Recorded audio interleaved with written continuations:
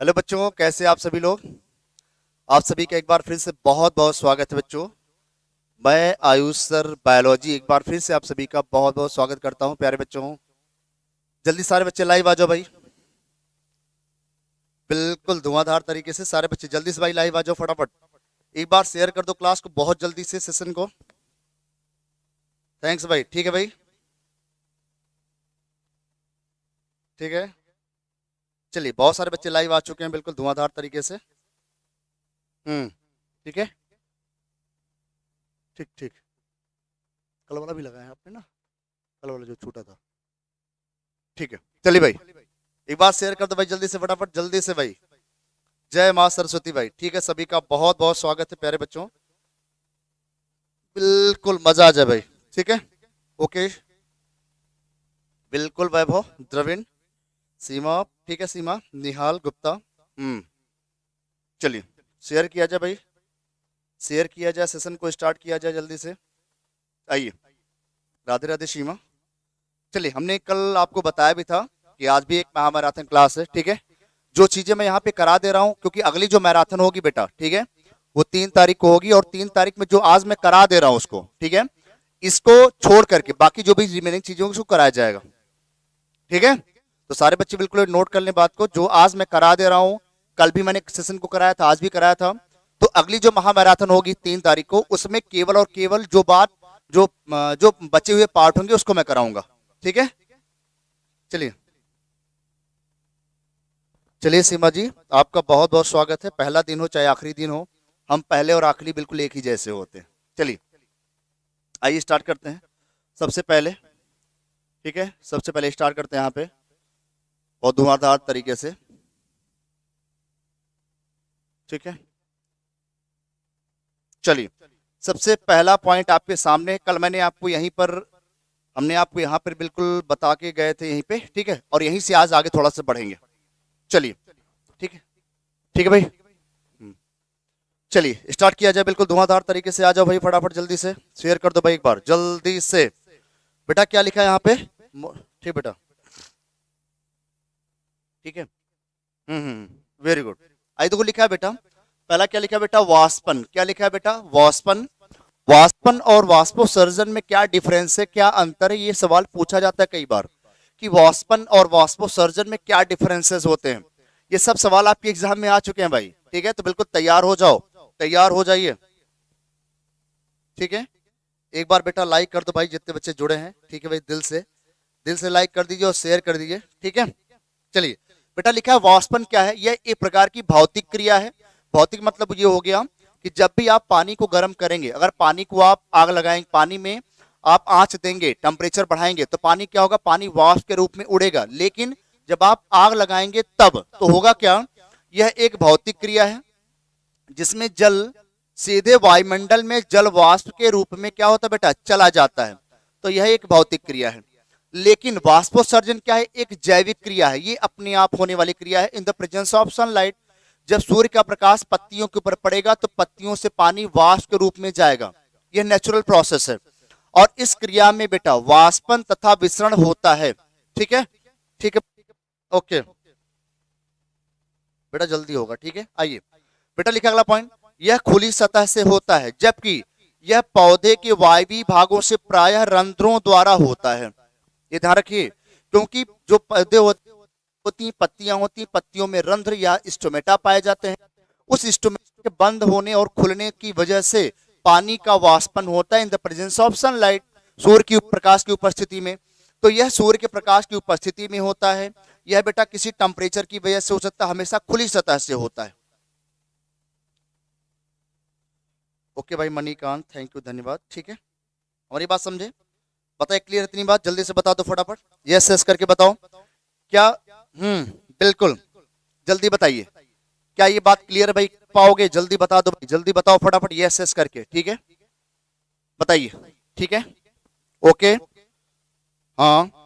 तो ये 2 point clear हो गए, वाष्पन को लेकर के और वाष्पोत्सर्जन को लेकर के। 2 पॉइंट क्लियर कर लेना बेटा, क्योंकि सवाल पूछा जाता है यहां से। और स्क्रीनशॉट आप लेते रहिए। ठीक है, पीडीएफ का इंतजार मत करिए, अगर पीडीएफ आपको आ जाती है तो आप ले, वरना आप इसको जरूर पढ़ लीजिए स्क्रीनशॉट लेकर के। चलिए भाई आगे आइए, देखते बेटा। हाँ बेटा, वाष्पोत्सर्जन पौधों में होता है भाई, पौधों में होता है बेटा। आइए अगला पॉइंट देखते हैं। अगला पॉइंट बेटा लिखा है वाष्पोत्सर्जन और किसमें बेटा श्वसन में क्या डिफरेंस होते हैं, क्या अंतर होते हैं। बहुत अच्छा सवाल है, ऐसे भी क्वेश्चन आपके में पूछे जाते हैं, तो तैयार हो जाइए बिल्कुल हमारे साथ, बिल्कुल हम हैं आपके साथ, ठीक है। चलिए, वेरी गुड वेरी गुड, एक बार शेयर कर दो भाई। ओके, देखा बेटा, यह पौधे के वायवीय भागों से होने वाली जल हानि को वाष्पोत्सर्जन कहते हैं। याद रखिए, पौधे के वायवीय भाग, वायवीय भाग मतलब क्या बेटा, पत्तियों से, क्या बोलेंगे, पत्तियों से, ये पत्तियों से होती क्रिया, तो पौधे के वायवीय भाग से होने वाली जल हानि को वाष्पोत्सर्जन कहते हैं। और दूसरा सवाल, जीवित कोशिकाओं में भोज्य पदार्थों के जैव रासायनिक ऑक्सीकरण को श्वसन कहते हैं। मतलब यहां पर C6H12O6 प्लस क्या लगाएंगे बेटा, ऑक्सीजन, और यहां पे क्या बताएंगे, CO2 प्लस क्या लगाएंगे, वाटर, प्लस क्या मिलती है, ATP एनर्जी।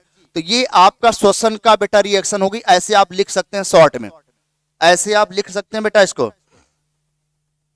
हाँ बेटा बिल्कुल, पोटोमीटर से मापते हैं, बिल्कुल सही बिल्कुल सही। शेयर कर दो फटाफट, मजा आ जाएगा भाई।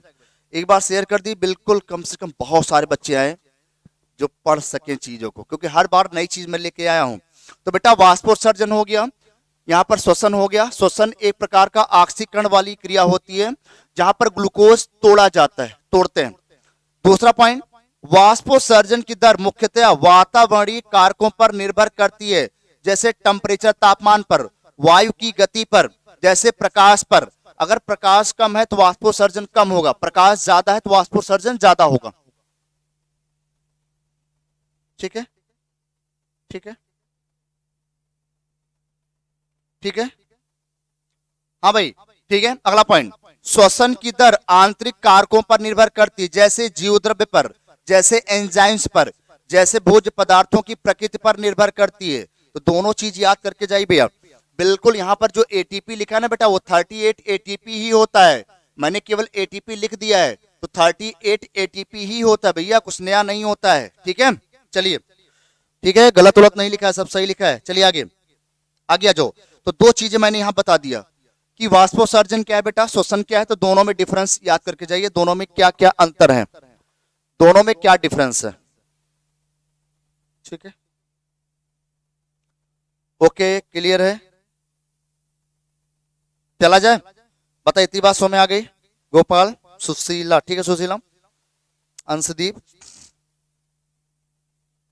क्लियर। चलिए, तो दोनों पॉइंट क्लियर करके जाइए, दोनों सवाल पूछे जा सकते हैं आपके एग्जाम में। ठीक है, दोनों सवाल बिल्कुल। आइए, अगला क्वेश्चन क्या लिखा बेटा, इसी में लिखा बेटा वाष्पोत्सर्जन, वाष्पोत्सर्जन और बिंदु श्रावण में क्या अंतर। ये भी सवाल कई बार पूछा गया है कि वाष्पोत्सर्जन और बिंदु श्रावण के बारे में बताइए।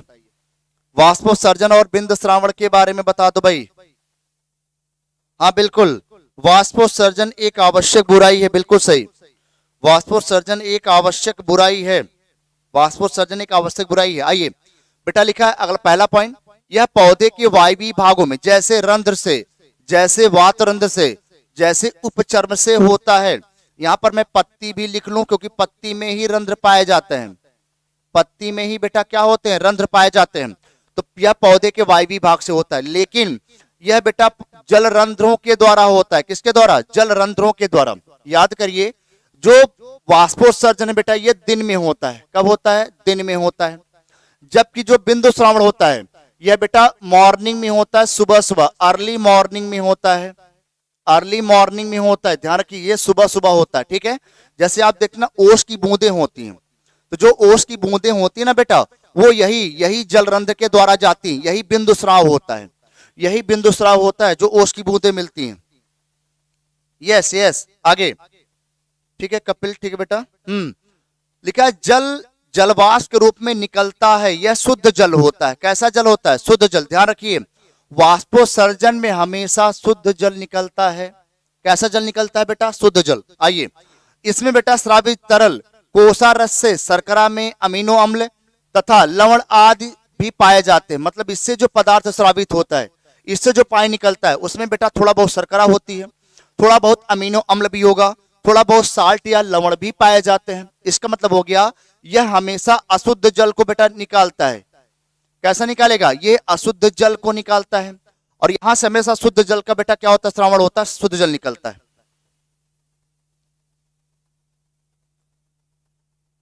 बेटा जैविक क्रिया भाई, ठीक है।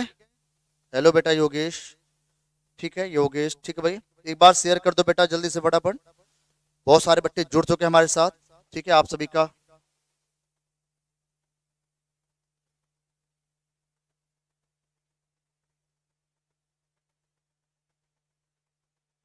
ठीक है भाई, आर्यन कुमार क्या लिख रहे हो यार तुम यार, ठीक है।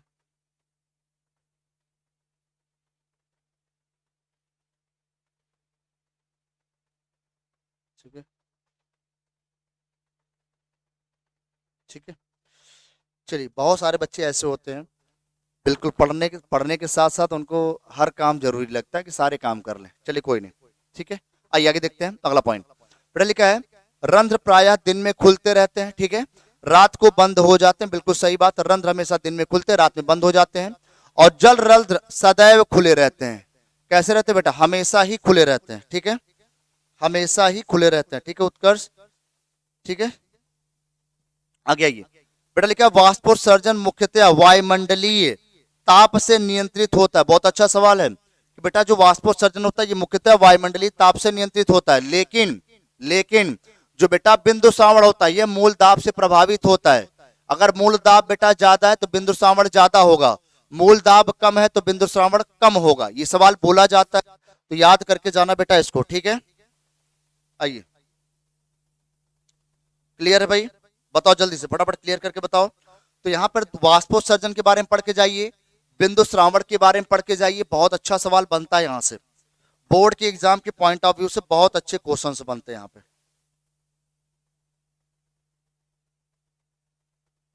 ठीक है। चलिए भाई, ठीक है, आइए, ठीक है, आगे देखते हैं अगला सवाल क्या लिखा है बेटा, नेक्स्ट नेक्स्ट क्वेश्चन क्या लिखा है। आइए दो अगला क्या लिखा है। बेटा लिखा है श्वसन के बारे में, क्या लिखा है, रेस्पायरेशन। और बेटा प्रकाश संश्लेषण में क्या अंतर है, पहली बात तो रिएक्शन जरूर क्लियर करके जाइए। इसमें भोज्य पदार्थों का अपघटन होने के कारण यह एक अपचयी क्रिया है। इसमें भोज्य पदार्थों का बेटा क्या होता है, अपघटन होता है, तोड़ा जाता है, ग्लूकोज का ब्रेक डाउन किया जाता है, किसमें, श्वसन के अंदर ब्रेक डाउन करते हैं, ठीक है। और यहां पर इसमें भोज्य पदार्थ बनने के कारण यह एक उपचयी क्रिया है, मतलब यहां पर CO2 प्लस क्या लिखते हैं बेटा, वाटर की रिएक्शन कराते हैं, क्या बनता है, C6H12 प्लस O6, और यहां पर O2 निकल जाती है। तो ये तो बेटा आपका किसकी रिएक्शन है, श्वसन की रिएक्शन है, सॉरी प्रकाश संश्लेषण की, और इसी का जस्ट उल्टा कर दो तो क्या हो जाएगा, श्वसन हो जाएगा। अगला पॉइंट, इसमें बेटा ऑक्सीजन की आवश्यकता होती है, इसमें ऑक्सीजन मुक्त होती है, मुक्त मतलब ये निकल जाती है वातावरण में, ये ऑक्सीजन बाहर चली जाती है जो हमें मिलती है, जो हमें मिलती है। आगे आइए, हमें मिलती है, लिखा है जल तथा कार्बन डाइऑक्साइड मुक्त होता है। बहुत अच्छा सवाल है कि जब भी हम श्वसन कराते हैं, मतलब अगर मैं यहां लिखूं C6H12O6 प्लस क्या लिखते बेटा, ऑक्सीजन, यहां से क्या निकलेगी, CO2 प्लस क्या मिलती है, वाटर निकलती है, प्लस क्या निकलती है, ATP। तो अगर आप यहाँ पे देखो तो CO2 निकल रही है, वाटर निकल रही है, देखा ना, जल तथा CO2 मुक्त हो रही है, निकल रही है, और यह ऊर्जा मुक्त होती है, मतलब ऊर्जा हमें मिलती है। यहां पर देखो इसमें जल तथा CO2 प्रयुक्त होती है, यहां पर CO2 का उपयोग किया गया है, यहां पर जल का उपयोग किया गया है, तो इसमें जल तथा CO2 दोनों ही प्रयुक्त होते हैं। और सूर्य के प्रकाश की ऊर्जा रासायनिक ऊर्जा के रूप में बदली जाती है। बहुत अच्छा सवाल है, यहाँ पर सूर्य के प्रकाश की ऊर्जा को रासायनिक ऊर्जा में बदला जा रहा है, और यहाँ पर ऊर्जा को रिलीज किया जा रहा है, किसको तोड़ करके, ग्लूकोज को तोड़ करके यहाँ पर ATP के रूप में ऊर्जा को निकाला जा रहा है।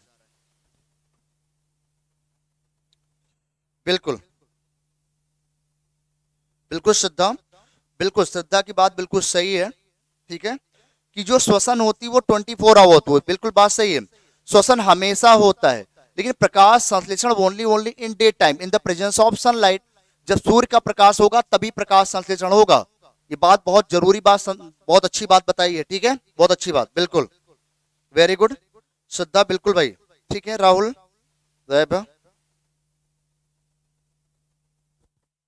क्लियर है, ओके।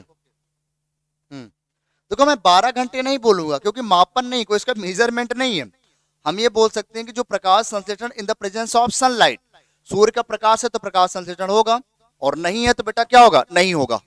ठीक है, चलिए क्लियर करिए। हाँ बिल्कुल, पत्तियों में मेजोफिल सेल प्रेजेंट है। हाँ बिल्कुल भैया, बिल्कुल सही बात, बहुत सारे लोग यहाँ पे आ गए हैं भाई, बहुत बढ़िया। आइए बात करते हैं, इतनी बात समझ में आती है, जल्दी से बताओ एक बार। अगर इतनी बात समझ में आती है थोड़ा सा आगे चलते हैं। चलिए क्लियर करते हैं, अगला पॉइंट क्या लिखा है बेटा। चलिए और भी दो, इसमें क्या लिखा है, लिखा है बेटा पौधे का शुष्क भार घटता रहता है। श्वसन में शुष्क भार घटता है और पौधे का शुष्क भार क्या होता है बेटा, बढ़ता रहता है प्रकाश संश्लेषण में। ठीक है, यह सभी जीवित कोशिकाओं में होती है। बिल्कुल, जितने भी जीवित कोशिकाएं सब में श्वसन होता है। यह केवल पर्णहरिम युक्त जीवित कोशिकाओं में होता है। बहुत अच्छा सवाल है, ये याद करके जाना। इसमें जटिल से सरल पदार्थ बनते हैं, लेकिन इसमें सरल से जटिल पदार्थ बनते हैं। बिल्कुल सही बात है, बिल्कुल क्लियर बात। आइए अगला पॉइंट, यह 24 घंटे होती है और यह केवल बेटा क्या होती है, दिन के समय ही होती है। यह केवल दिन के समय प्रकाश संश्लेषण होता है भैया। ठीक है, ये 24 घंटे होगी, यह केवल प्रकाश की लाइट, प्रकाश की उपस्थिति में होगा। ठीक है, चलिए वेरी गुड, चलिए भाई वेरी गुड। आइए बात करते हैं आगे थोड़ा सा, बिल्कुल आइए बात करते हैं आगे। आइए थोड़ा सा और देख लेते हैं क्या लिखा है बेटा, ध्यान रखो। अगला सवाल आपके एग्जाम के लिए वेरी इंपॉर्टेंट, थोड़ा सा बड़ा सवाल है, थोड़ा सा लंबा सवाल है, करके जाइए बेटा। लिखा है हिल अभिक्रिया पर टिप्पणी लिखिए। हिल रिएक्शन के बारे में जरूर याद करके जाओ। बहुत अच्छा सवाल भाई, कि हिल रिएक्शन के बारे में जरूर बताइए, हिल रिएक्शन क्या है, हिल रिएक्शन क्या है भाई। ठीक है, लिखा है कि हिल एवं एस्कार्बिक ने स्टिलेरिया मीडिया था बेटा, क्या लिखा है, लैमियम एल्बम से हरित लवक पृथक किया और बताया कि पोटेशियम फेरो ऑक्साइड तथा पोटेशियम फेरोसाइनाइड की उपस्थिति में ऑक्सीजन की निष्कासन होती है, और इसी को बेटा क्या बोलते हैं, हिल अभिक्रिया बोलते हैं। ध्यान रखो, क्योंकि इसी हिल अभिक्रिया को बेटा प्रकाश अभिक्रिया भी बोलते हैं। क्या बोलेंगे, प्रकाश अभिक्रिया भी बोला जाता है। इसी हिल अभिक्रिया को बेटा क्या बोलेंगे, प्रकाश अभिक्रिया भी बोलते हैं, लाइट रिएक्शन बोलते हैं। ठीक है, हिल ने बताया था इसके बारे में, अभी आगे बताते हैं बेटा। ठीक है, अभी आगे सब बता रहे हैं, परेशान ना हो, थोड़ा सा बस वेट करिए, सब कुछ आगे आएगा, भी हर पॉइंट आएगा और हर चीज आपके एग्जाम में पूछी जाएगी। चलिए, तो हिल के बारे में यहां बात होगी बेटा। आइए अगला पॉइंट देखते हैं। लिखा हिल अभिक्रिया के अनुसार प्रकाश संश्लेषण क्रिया में पहला पॉइंट, यहां पर बेटा मुक्त ऑक्सीजन जल से निकलती है। पहला पॉइंट क्या है, जैसे यहां पर लिखे हैं हम CO2, जैसे हम क्या लिखे बेटा यहाँ पर वाटर, और यहाँ पर क्या लिख दें C6H12O6 प्लस क्या लिख दें बेटा ऑक्सीजन। तो लिखा मुक्त ऑक्सीजन किससे आती है बेटा, इसी जल से ऑक्सीजन निकलती है, और इस कार्बन डाइऑक्साइड से क्या बनता है, ग्लूकोज, ये लिखा है ना। तथा पहला पॉइंट दूसरा, CO2 के अपचयन के लिए आवश्यक इलेक्ट्रॉन जल के अपघटन से प्रकाशीय अभिक्रिया में बेटा क्या होते हैं, प्राप्त होते हैं। तो पहला पॉइंट हो गया कि जब भी प्रकाश अभिक्रिया होगी हमेशा पानी से बेटा ऑक्सीजन निकलती है, ये बात जरूर याद करके जाइएगा। बिल्कुल ठीक है, चलिए क्योंकि महामैराथन चल रही बेटा, तो महामैराथन में थोड़ा सा चीजों को ध्यान रख के जाइए। अगला पॉइंट बेटा सबसे पहला पॉइंट क्या लिखा, और भी आर्नन, आर्नर के अनुसार प्रकाशीय ऊर्जा को रासायनिक ऊर्जा में बदलने के लिए इसी को भैया क्या कहते हैं, हिल अभिक्रिया कहते हैं। तो जब प्रकाश ऊर्जा को रासायनिक ऊर्जा में बदलेंगे तो बेटा क्या कहलाएंगे, हिल अभिक्रिया कहलाती है। इसे फास्फेटीकरण भी कहते हैं, क्योंकि एटीपी का निर्माण बोलते हैं फास्फेटीकरण। यह क्रिया प्रकाश तथा पर्णहरिम की उपस्थिति में होती है, अतः इसे प्रकाशीय फास्फेटीकरण भी कहते हैं। बहुत अच्छा सवाल है, प्रकाश की उपस्थिति में तो प्रकाशीय अभिक्रिया या हिल अभिक्रिया या प्रकाश फास्फेटीकरण भी इसे कहते हैं। क्या कहेंगे, प्रकाश फास्फेटीकरण कहते हैं।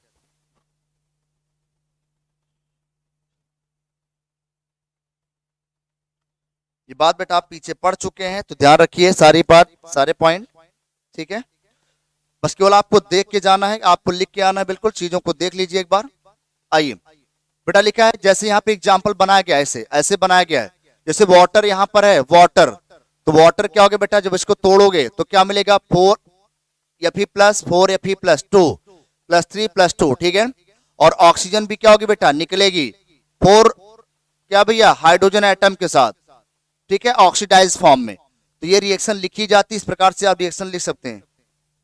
अरे बेटा एटीपी का पूरा नाम होता है एडिनोसिन ट्राइफॉस्फेट, अभी तुमको यही नहीं पता है। चलिए आगे बेटा, लिखा अगला सवाल, प्रश्न नंबर 1 बहुविकल्पी।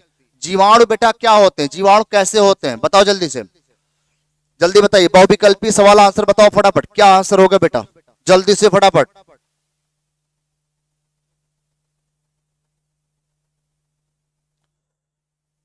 गुड इवनिंग बेटा,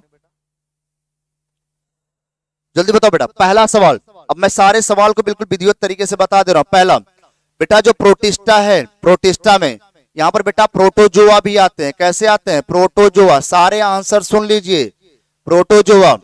जितने भी प्रोटिस्टा बेटा होते हैं ये सब एक कोश की होते हैं। कैसे होते भैया, एक कोश की होते बेटा, ठीक है। यहां मैं लिख रहा हूं बेटा कैसे होते हैं, एक कोश की। ये सभी के सभी एक कोशिकीय जीव होते हैं।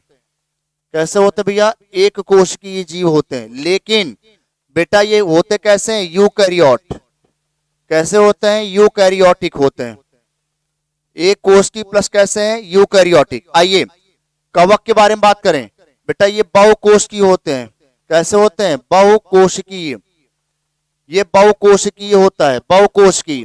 तथा बेटा कैसे होते हैं, यूकैरियोटिक। बहुकोशिकीय और कैसे हैं, यूकैरियोटिक।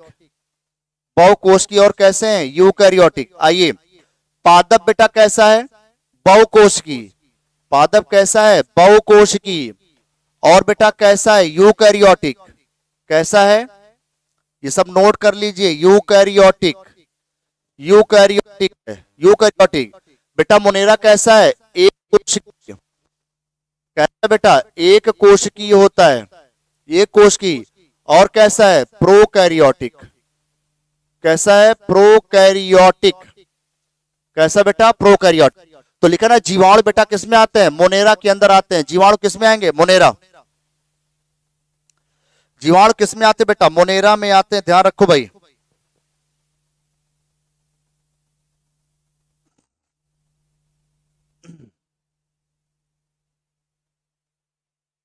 ठीक है, नहीं बेटा, ठीक है, ठीक है भाई, बताइए क्लियर है, बताओ भाई, इतनी बात क्लियर है, याद कर पाओगे। बिल्कुल मोनेरा, मोनेरा, मोनेरा, ठीक है। क्या बोलेंगे बेटा, मोनेरा यहां पे बोल देंगे, ठीक है।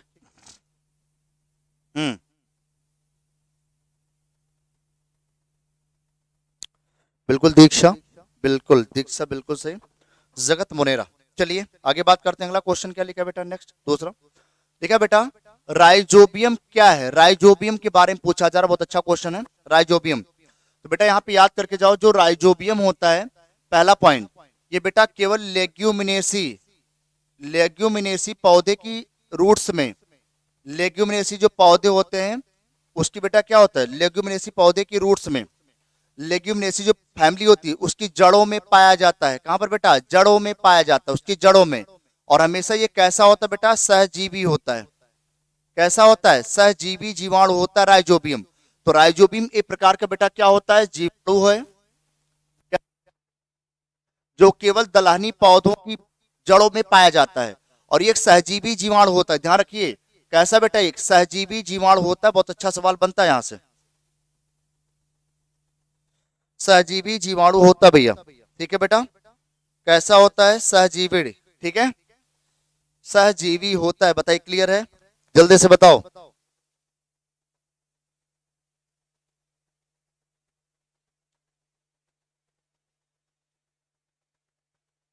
बिल्कुल, ठीक है,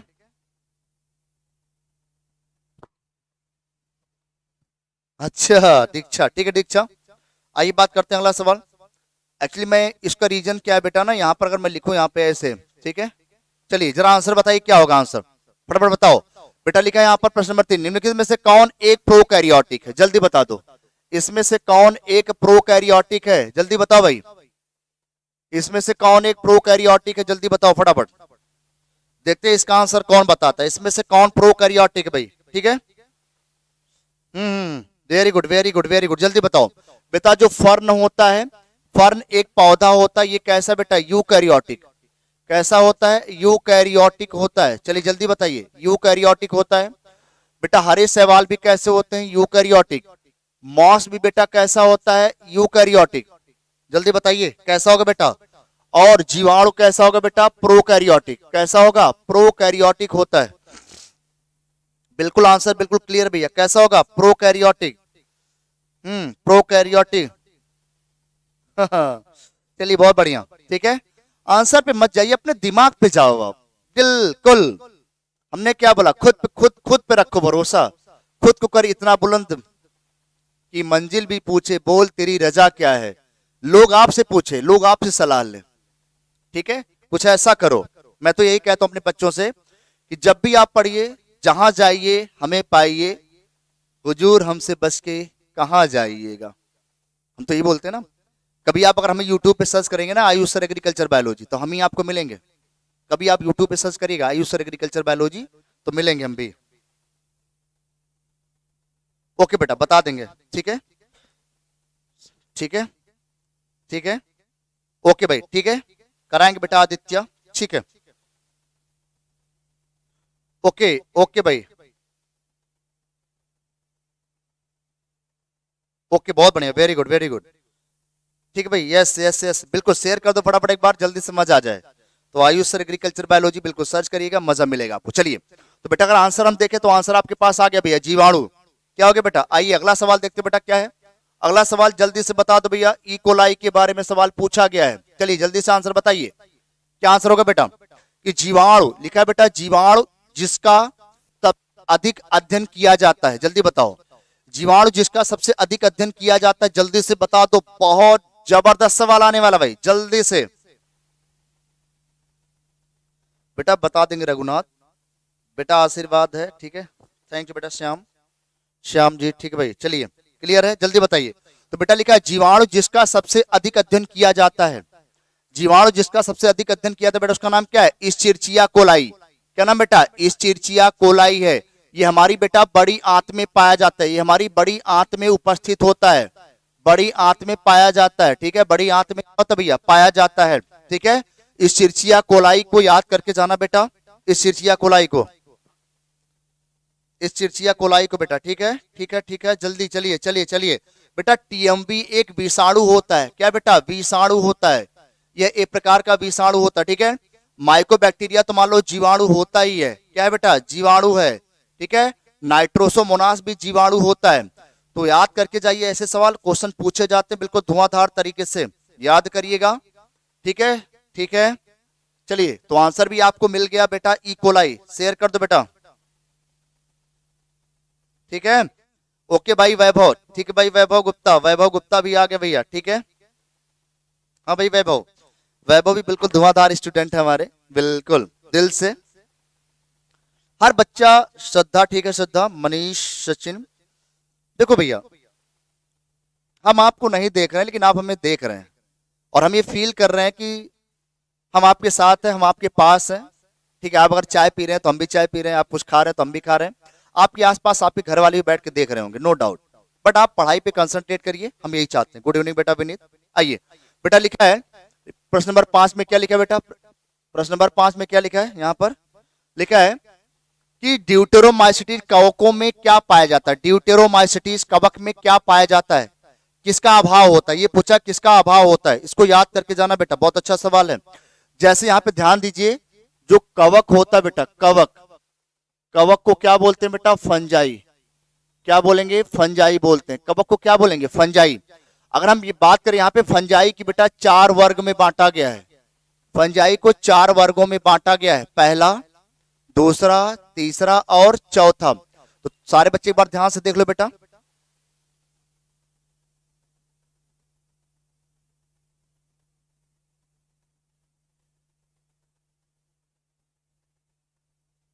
श्रद्धा, ठीक है श्रद्धा, कोई नहीं भाई, ने क्या बोला, थोड़ा सा ठीक है चलता है। क्योंकि होता क्या है कि जो नए बच्चे देखते हैं तो उनको आंसर की जरूरत होती है, वो कहते हैं सर क्वेश्चन तो है, आंसर कहाँ मिलेगा। तो उनके लिए मैंने डायरेक्ट आंसर दे दिया कि ताकि आप लिख पाओ, याद कर पाओ। हमने कोशिश इतना की, आप लोगों के लिए किया। ठीक है, ठीक है, चलिए कोई नहीं, आइए बात करते हैं आगे। तो बेटा आंसर तो आपको पता चल गया बेटा, क्या आदसूत्री विभाजन। देखो बेटा क्या है, सबसे पहला पहला बेटा क्या है, फाइकोमाइसिटीज। इसको याद कर लीजिए, पहला नाम है फाइकोमाइसिटीज। एक सवाल यहां से आता है, फाइकोमाइसिटीज क्या बोलेंगे, फाइकोमाइसिटीज बोलते हैं। ठीक है, फाइकोमाइसिटीज थोड़ा ऐसे लिख देते हैं, थोड़ा सा ऐसे लिखेंगे। बेटा यहाँ पर कवक के बारे में पढ़ रहे हैं कि जो कवक होता है, कवक को 4 वर्गों में बांटा गया है। ठीक है, 4 वर्ग में बांटा गया है। चारों को याद करके जाओ बेटा, 4 वर्ग में। पहला बेटा है क्या, फाइकोमाइसिटीज। क्या है, फाइकोमाइसिटीज। फाइकोमाइसिटीज एग्जाम्पल याद करना पड़ेगा। दूसरा बेटा क्या है, एस्कोमाइसिटीज। एस्कोमाइसिटीज ये भी सवाल पूछ सकता है कि एग्जाम्पल बताइए, एस्कोमाइसिटीज। तीसरा बेटा क्या है, बेसिडियोमाइसिटीज। बेसिडियोमाइसिटीज।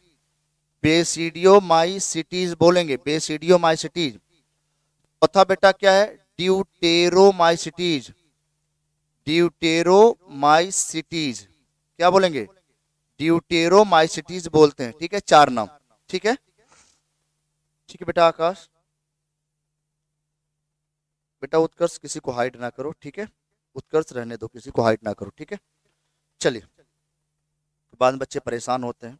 आइए बेटा एग्जाम्पल के तौर पे अगर हम बात करें, एग्जाम्पल क्या क्या होगा। पहला एग्जाम्पल बेटा, ठीक है, ठीक है, पहला नाम है बेटा राइजोपस, याद करके जाओ, पहला नाम है राइजोपस। ठीक है, दूसरा एग्जाम्पल है बेटा एल्ब्यूगो। क्या नाम है, एल्ब्यूगो। और तीसरा बेटा एग्जाम्पल क्या है, म्यूकर, याद करके जाओ, राइजोपस एल्ब्यूगो म्यूकर। यहां पर बेटा एग्जाम्पल क्या है बेटा, खमीर। क्या एग्जाम्पल है, खमीर। और दूसरा बेटा एग्जाम्पल है पेनिसिलियम। क्या नाम है, पेनिसिलियम नाम है। क्या नाम है, पेनिसिलियम। 2 एग्जाम्पल याद करके जाओ। यहां पर बेटा क्या है, एग्जाम्पल क्या है, पक्सीनिया। क्या एग्जाम्पल है, पक्सीनिया, पक्सीनिया। और दूसरा बेटा क्या एग्जाम्पल है, मशरूम। क्या एग्जाम्पल है, मशरूम, मशरूम एग्जाम्पल है। ठीक है, 2 एग्जाम्पल मैं बता देना, याद करके जाओ। सचिन, ठीक है बेटा, सचिन, ठीक है, लो, ठीक है, ओके भाई, अखिलेश आयुष, ठीक है। चलिए आगे देखते हैं अगला एग्जाम्पल। इसका बेटा एग्जाम्पल क्या लिखा है, ड्यूटेरोमाइसिस। ठीक है, यहां पर क्या है, अल्टरनेरिया। क्या बेटा, अल्टरनेरिया। क्या नाम है, अल्टरनेरिया। पहला नाम अल्टरनेरिया। दूसरा बेटा नाम क्या है, ट्राइकोडर्मा। ट्राइकोडर्मा नाम बेटा आया तो याद कर लिए, अल्टरनेरिया ट्राइकोडर्मा। ठीक है, ठीक है, अल्टरनेरिया ट्राइकोडर्मा। तो ये एग्जाम्पल याद कर लेना बेटा मनीष। ठीक है, ठीक है, तो ये एग्जाम्पल आप क्लियर जरूर करके जाइए, क्योंकि सवाल पूछे जाएंगे कि कवक को कितने वर्गों में बांटा गया बेटा, 4 वर्ग में बांटा गया है। कितने वर्ग में, 4 वर्ग में। ठीक है, ठीक है, खमीर को बेटा ईस्ट बोलते हैं। क्या बोलेंगे, ईस्ट भी बोलते हैं, खमीर को ईस्ट भी बोला जाता है। क्लियर भाई,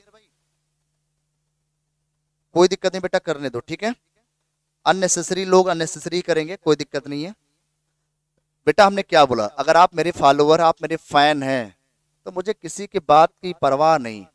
ठीक है, हम किसी की बात की परवाह नहीं करते। अगर आप मेरी परवाह करते हैं तो बाकी मुझे कोई गम नहीं।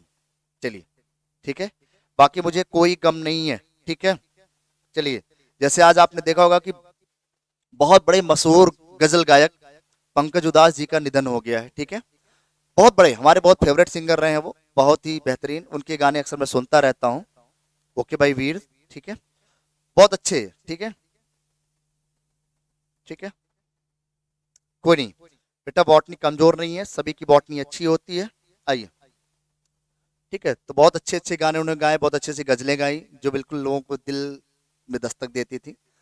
ठीक है, चलिए आइए बात करते हैं थोड़ा सा आगे, इसको बेटा नोट कर लेना। आइए अगला सवाल देखते हैं बेटा, क्या है नेक्स्ट सवाल, अगला क्वेश्चन क्या लिखा है।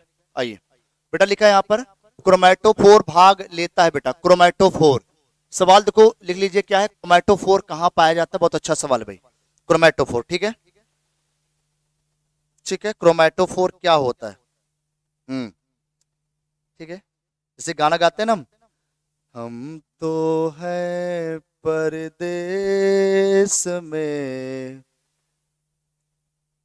हम तो है परदेश में घर पर निकला होगा चांद। ये गाने सिंपल से हैं लेकिन इनके मतलब बहुत बड़े हैं, बहुत बड़े मतलब हैं इनके। ठीक है, कोई नहीं बेटा, आइए।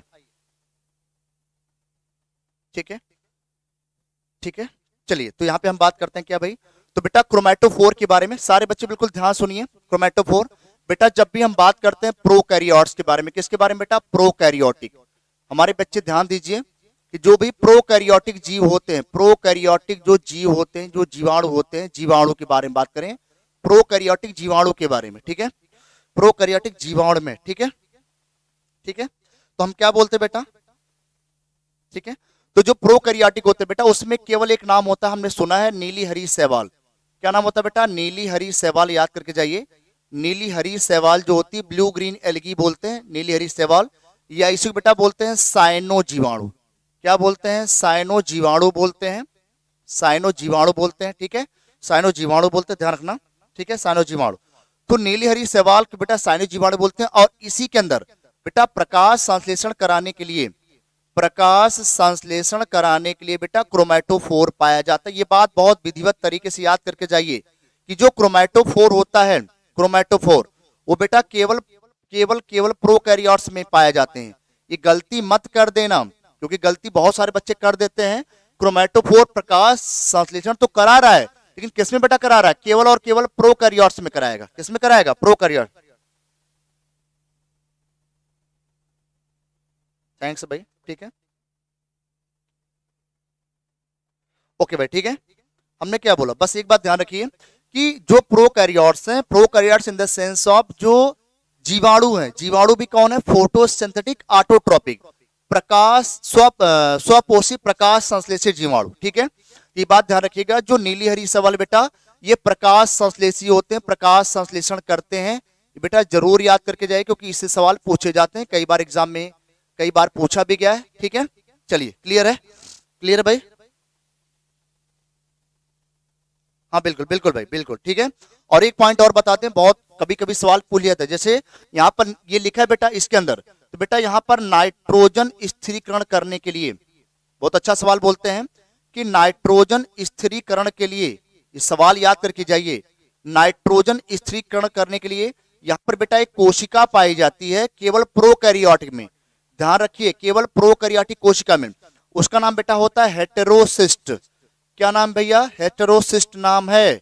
क्या नाम बेटा, हेटेरोसिस्ट। हेटेरोसिस्ट नाइट्रोजन स्थिरीकरण करवाता है केवल किसमें, नीली हरी शैवाल में कराता है, नीली हरी शैवाल में कराता है, only only in prokaryotes, not in eukaryotes, not in eukaryotes. ठीक है, ठीक है, ठीक है बेटा, क्लियर है, बताइए, बताइए, इतनी बात क्लियर है बेटा, ठीक है, ओके। आकाश, ठीक है भाई, चलिए, हाँ बिल्कुल चांदनी, हेटेरोसिस्ट, आप इसके बारे में शायद जानते भी होंगे। ठीक है, चलिए आगे। एक पॉइंट और बता दें, मेरे दिमाग में जो चल रहा है, अगर आप कहें तो मैं बता दूं। ठीक है, थैंक्स बेटा वीर। ठीक है, अगर आप एक बात और कहें तो बता दूं, अगर आप कहिए तो एक बात और बता दें। ठीक है, बता दें, ओके, चलिए एक पॉइंट और बता दें, एक पॉइंट और देखो जरा क्या है। जैसे मैं बात करता हूं बेटा, अगर यहाँ पर प्रोकैरियोट में, ध्यान रखना बेटा, जो प्रोकैरियोटिक सेल्स होती हैं, जो प्रोकैरियोटिक होते हैं, प्रोकैरियोटिक जो जीव होते हैं, प्रोकैरियोटिक में स्पेशली हम जीवाणु के बारे में ही बात करते हैं। ठीक है, तो अगर प्रोकैरियोटिक में श्वसन के बारे में बात करें कि श्वसन कैसे होता है, तो ध्यान रखो बेटा, प्रोकैरियोट्स में जो श्वसन होता है, क्योंकि प्रोकैरियोट में माइटोकॉन्ड्रिया तो होता नहीं है, प्रोकैरियोट में माइटोकॉन्ड्रिया तो होता नहीं है। ठीक है, प्रोकैरियोट में माइटोकॉन्ड्रिया तो होता नहीं है, तो क्या होता है बेटा, इसके अंदर एक स्ट्रक्चर होता है, उसका नाम होता है मीसोसोम्स। क्या नाम होता है बेटा, मीसोसोम्स होता है। क्या होता है, मीसोसोम्स। क्या होता है बेटा, मीसोसोम। प्रोकैरियोट में मीसोसोम्स पाए जाते हैं, प्रोकैरियोट मीसोसोम्स पाए जाते हैं, और ये बेटा क्या करते हैं, ये श्वसन कराने में मदद करते हैं। ध्यान रखिएगा, बहुत अच्छा सवाल बन सकता है कि मीसोसोम्स किसमें पाए जाते हैं बेटा, ओनली प्रोकैरियोटिक जीवाणु के अंदर। क्या फंक्शन होता है बेटा, श्वसन कराने का फंक्शन होता है। ये भी सवाल बन सकता है, एक बार शायद मेरे दिमाग में आ रहा है, तो I hope this question available in this session 2024 में आपका इस पेपर में आने की संभावना है मीसोसोम्स को लेकर के। तो थोड़ा सा तैयार होकर के जाइए, आप बोर्ड का पेपर फाड़ के आइए, ठीक है। चलिए ठीक है, आइए ठीक है, आगे बात करते हैं, ठीक है। Very good very good. आइए बात कर रहे हैं बेटा आगे, अगला क्वेश्चन क्या लिखा है हमारे सामने, आइए इसके बारे में बात करते हैं। बेटा लिखा है 100% सवाल आ सकता है कि नीली हरी शैवाल का आर्थिक इकोनॉमिक इंपॉर्टेंस बताइए। नीली हरी शैवाल के बारे में बेटा बता दो, तो बहुत अच्छा सवाल है। नीली हरी शैवाल एक प्रकार का जीवाणु होता है, साइनो जीवाणु होता है, प्रकाश संश्लेषित जीवाणु होता है, अपना खाना खुद बना सकता है। इसके अंदर क्लोरोफिल ए पाया जाता है, पर्णहरिम ए पाया जाता है, पर्णहरिम ए पाया जाता है, ठीक है। थैंक्स बेटा, ठीक है ठीक है, हमारी बात समझे ना। तो यहां पर ये सारी चीजें याद करके जाइए। प्रोकैरियोट नीली हरी शैवाल बोलते बेटा, ठीक है। वायुमंडल के स्वतंत्र नाइट्रोजन को बेटा क्या करता है, स्थिरीकरण करता है। वायुमंडल के स्वतंत्र नाइट्रोजन को बेटा क्या करता है, स्थिरीकरण करता है। स्थिरीकरण क्यों करता है, किसके अंदर, हेटेरोसिस्ट नाम का कोशिका, हेटेरोसिस्ट नाम की सेल पाई जाती है। हेटेरोसिस्ट नाम की सेल बेटा पाई जाती है, किस नाम की बेटा, हेटेरोसिस्ट नाम की सेल पाई जाती है। याद करके जाना मेरे प्यारे बच्चों, याद कर लेना भैया, ठीक है ठीक है ठीक बेटा, तो जरूर याद करके जाना मेरे प्यारे बच्चों, ठीक है ठीक है। क्लियर है, ओके भाई नितिन आकाश, ठीक है, कराएंगे बेटा जल्दी से, ठीक है। तो उम्मीद करते हैं बेटा आप इसको कर पाएंगे, उम्मीद हम कर रहे हैं भाई। दीपक ठीक है बेटा, गुड इवनिंग सभी को। बताइए ये सवाल कर पाओगे, जल्दी बताओ, क्योंकि यूपी इस बार इस एग्जाम में आएगा। क्योंकि आप ये जो पढ़ रहे हैं, आपका यूपी कैटेट के साथ साथ आपका बोर्ड भी क्लियर हो रहा है, बोर्ड एग्जाम तो चल ही रहा है, साथ में यूपी कैटेट की चीजें मैं आपको कुछ बता दे रहा हूं भाई, ठीक है। बताइए, ठीक है, बता दो जल्दी से, क्लियर कर दो भाई, जल्दी से क्लियर कर दो फटाफट, जल्दी से बताओ बेटा। ओके भाई, विनीत, अजीम अहमद, ठीक है भाई, अजीम, ठीक है अजीम, कुलदीप, दीपक, ठीक है, सभी को भाई थैंक यू। एक बार फिर से आप देख पा रहे हैं भाई, ठीक है, थैंक यू, धन्यवाद आकाश, ठीक है, आई, ठीक है। एक बार जरूर बेटा सर्च करिएगा, एक बार जरूर सारे बच्चे सर्च करेंगे, आयुष एग्रीकल्चर बायोलॉजी। चलिए आगे बात करते हैं बेटा, अगला सवाल, आइए आगे बात करते हैं। अगला सवाल बेटा लिखा है, दूसरा सवाल यहाँ लिखा है, क्या लिखा है बेटा, क्वेश्चन लिखा है कि जगत मोनेरा के अंतर्गत किन जीवधारियों को वर्गीकृत करते हैं। बहुत अच्छा सवाल है कि जगत प्रोकैरियोट में, मोनेरा में किसको किसको रखा गया भैया, ठीक है, ओके, दीक्षा, ओके भाई। चलिए बेटा लिखा है प्रोकैरियोटिक जीवाणु को नीली हरी शैवाल को बेटा क्या करते हैं, रखा जाता है। प्रोकैरियोट को नीली हरी शैवाल को बेटा क्या करते हैं, रखते हैं भाई, रखते हैं बेटा, ठीक है। चलिए आइए बात करते हैं अगला पॉइंट, ठीक है ठीक है। आइए अगला क्वेश्चन बेटा क्या लिखा है यहाँ पे, दूसरा पढ़ते हैं, नेक्स्ट, ठीक है। सवाल क्या लिखा बेटा, प्रोटिस्टा जगत के जीवों का एक विशेषता बताइए। प्रोटिस्टा, मेरे प्यारे बच्चों ध्यान रखिएगा, जो किंगडम प्रोटिस्टा होता है, बहुत अच्छे समझ के जाना मेरे प्यारे बच्चों, जो किंगडम प्रोटिस्टा होता है इससे भी सवाल पूछा जा सकता है, किंगडम प्रोटिस्टा से। क्योंकि ये बेटा कैसा होता है, एक कोशिकीय होता है। कैसा होता है बेटा, एक कोशिकीय होता है, और एक कोशिकीय के साथ साथ बेटा ये यूकैरियोट होते हैं। कैसे होते हैं, यूकैरियोटिक होते हैं। कैसे होते हैं बेटा, यूकैरियोटिक होते हैं। कैसे होंगे, यूकैरियोटिक। और इसमें अमीबा आता है, पैरामीशियम आता है, युग्लिना आता है, सारे एग्जाम्पल आते हैं, पैरामीशियम, युग्लिना, ये सब आते हैं बेटा, ठीक है ठीक है ठीक है भाई। चलिए कोई अपना नाम नहीं बताएगा, किस बच्चे से कहां से देख रहे हैं भाई, ठीक है ठीक है, कोई बच्चा, खाली आप पढ़ो भाई, ठीक है, खाली आप पढ़िए, ठीक है। आइए तो बेटा प्रोटिस्टा के अंतर्गत एक कोश की जीव आते हैं, सुकेंद्र की कोशिका वाले जीवधारी। सुकेंद्र की मतलब क्या होता है, यूकैरियोटिक। क्या बोलते हैं बेटा, यूकैरियोटिक जीव आते हैं। क्या आते हैं बेटा, यूकैरियोटिक जीव आते हैं। यूकैरियोटिक मतलब जिसके अंदर केंद्रक पाया जाता है। केंद्रक क्या होता है भैया, पाया जाता है बेटा, बिल्कुल क्लियर है। शेयर कर दो बेटा फटाफट, मजा आ जाएगा, ठीक है बेटा। मैंने सब बता दिया प्रोकैरियोटिक और यूकैरियोटिक के बारे में, पीछे वीडियो जाकर के देखो बेटा, ठीक है। आइए अगला सवाल बेटा लिखा एड्स के बारे में सवाल आने की चांस है। एड्स का पूरा नाम बताइए, एड्स के बारे में जल्दी बताओ। एड्स का पूरा नाम एक्वायर्ड इम्यूनो डिफिशियंसी सिंड्रोम होता है बेटा, एक्वायर्ड इम्यूनो डिफिशियंसी सिंड्रोम, उपार्जित प्रतिरक्षा अपूर्णता संलक्षण को बोला जाता है। यहां पर भी क्वेश्चन पूछ सकते हैं भाई, ठीक है। चलिए क्लियर है, आइए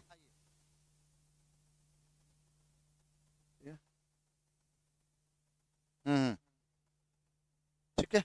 चलिए आइए आगे बात करते हैं, अगला सवाल। अगला सवाल बेटा क्या लिखा है, लिखा है 5वां नंबर, वायरवाइड किसे कहते हैं, वायरवाइड। वायरवाइड प्रकार का क्या है, आरएनए के छोटे स्वतंत्र और एक सूत्री अणु होते हैं जो संक्रामक और रोगजनक होते हैं। वायरवाइड के बारे में याद करके जाइए, बहुत अच्छा सवाल बनता है। यह छोटा होता है, आरएनए पाया जाता है इसके अंदर, आरएनए छोटे होते हैं, स्वतंत्र होते हैं और यहाँ पर संक्रामक रोगजनक होते हैं, ये रोग फैलाने का काम करते हैं भैया। शिवम सिंह, ठीक है बेटा शिवम। चलिए सभी का नाम मैं ले लूंगा भाई, ठीक है, सभी का नाम, जयप्रकाश, संसदीप, नितिन, अजीम, संजीव, आकाश। एक बार भैया हमारा भी नाम टाइप कर दो, आयुष सर एग्रीकल्चर बायोलॉजी, सारे लोग टाइप कर दो एक बार, हम भी देख लें भाई, हमने तो सबका नाम ले लिया। चलिए आइए अगला सवाल बेटा, लिखा है एचआईवी की लक्ष्य कोशिकाएं कौन सी हैं। बेटा याद रखो, जब भी किसी को एचआईवी होता है तो सबसे पहले उसके शरीर के अंदर T4 या TH लिम्फोसाइट बेटा क्या होती है, प्रभावित होती हैं, जो WBC का भाग होता है। तो हमारे अंदर WBC सबसे ज्यादा प्रभावित होती है, जिसको एड्स हो जाता है उसकी सारी WBC नष्ट हो जाती है। ठीक है ठीक है ठीक है ठीक है, क्लियर है। तो सारी WBC क्या हो जाती है बेटा, नष्ट। और WBC का कौन सा पार्ट सबसे ज्यादा प्रभावित होता है, लिम्फोसाइट, सबसे ज्यादा लिम्फोसाइट प्रभावित होता भैया, ठीक है, क्लियर है। चलिए आइए आगे बात करते हैं बेटा, अगला सवाल, अगला पॉइंट क्या लिखा है, अगला पॉइंट लिखा है बेटा, जीवाणुओं को संवर्धन सबसे पहले किस वैज्ञानिक ने किया था बेटा, तो रॉबर्ट कोच ने सबसे पहले जीवाणुओं को का संवर्धन किया था, सबसे पहले रॉबर्ट कोच नाम के वैज्ञानिक ने,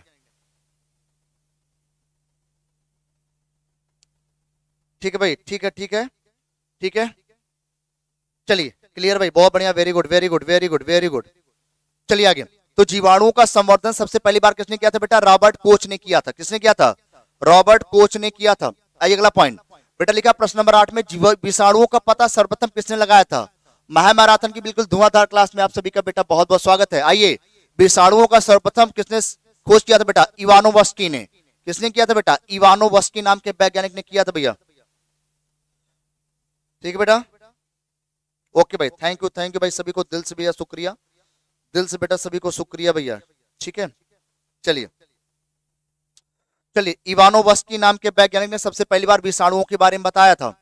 आइए अगला पॉइंट बेटा, लिखा है नाइट्रोजन स्थिरीकरण करने वाले दो नीली हरी शैवाल के नाम बताओ।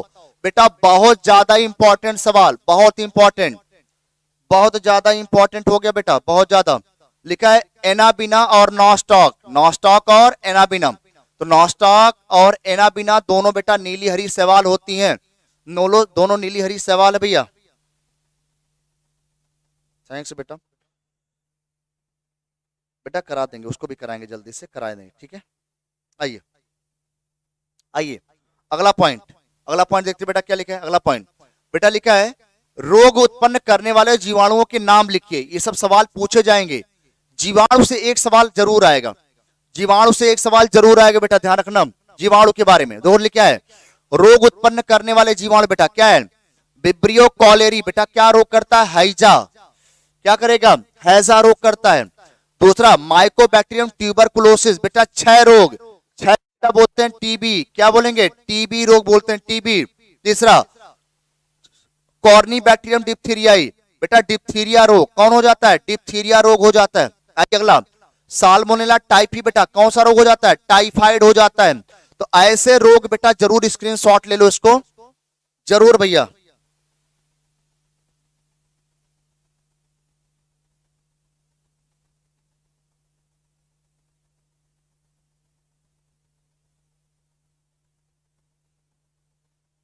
ठीक है। चले भाई बताइए, क्लियर करिए।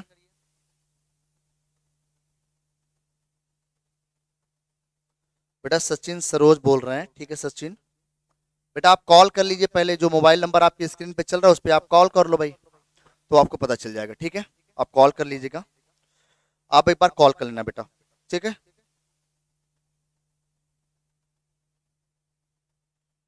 ओके भाई, ठीक है, चलिए आइए बात करते बेटा आगे।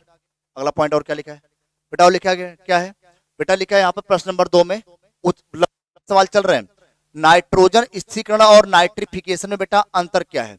नाइट्रोजन स्थिरीकरण और नाइट्रिफिकेशन में बेटा क्या अंतर है। ओके भाई, ठीक है ठीक है ठीक है, क्लियर है।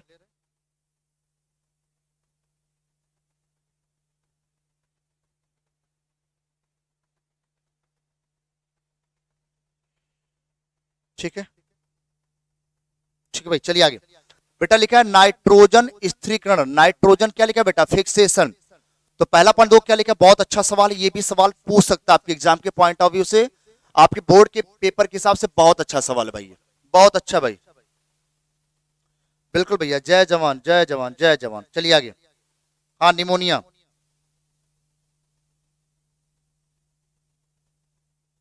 ठीक है, लिखा है स्वतंत्र नाइट्रोजन द्वारा नाइट्रोजन युक्त पदार्थों के निर्माण को नाइट्रोजन स्थिरीकरण कहते हैं। मतलब जब स्वतंत्र नाइट्रोजन से जो एटमॉस्फेयर में है, वातावरण में है, अगर उसका स्थिरीकरण हो जाए वही नाइट्रोजन स्थिरीकरण कहलाता है। यह जैविक सूक्ष्म जीवों द्वारा तथा अजैविक बिजली के चमकने से भी हो सकता है, ध्यान रखना। तो यह किसी जीव द्वारा भी हो सकता है, या जो बिजली कड़कती है उसकी वजह से भी क्या हो सकता है, नाइट्रोजन स्थिरीकरण हो सकता है। लेकिन दूसरा पॉइंट क्या लिखा है बेटा यहाँ पर, नाइट्रीकरण, नाइट्रिफिकेशन, अनेक जीवाणुओं अमोनिया को नाइट्राइट तथा नाइट्रेट में बदल देते हैं, जैसे नाइट्रोसोमोनास, नाइट्रोबैक्टर जीवाणु, इसे नाइट्रीकरण कहते हैं, ध्यान रखो। तो नाइट्रीकरण में बिजली चमकने से नहीं होगा, नाइट्रीकरण में हमेशा सूक्ष्म जीवाणुओं की वजह से होगा।